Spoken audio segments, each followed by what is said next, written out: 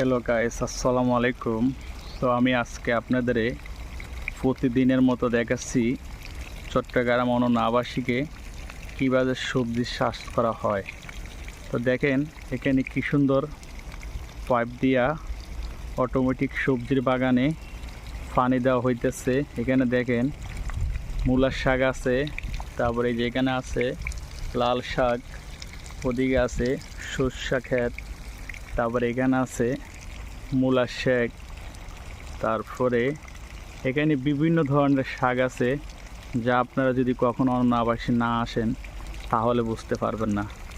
তো দেখেন আমাদের এক কৃষকেরা কি সুন্দর করে বাগানটাকে, সবজির বাগানটারে এত সুন্দর করে সাজাইছে যা আপনার কল্পনার বাইরে।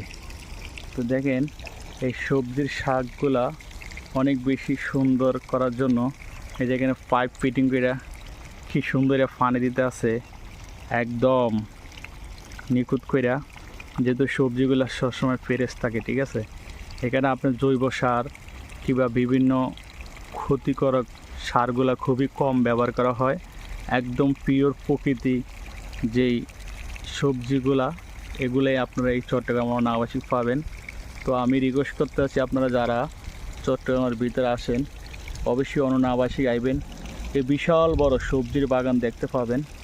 তারপরে এদিকে অনেকটা একদম গ্রামের মতন, যা আপনার কল্পনা ছুঁয়ে যাবে। তো ইনশাল্লাহ যারা আসেন নয় তারা আসবেন।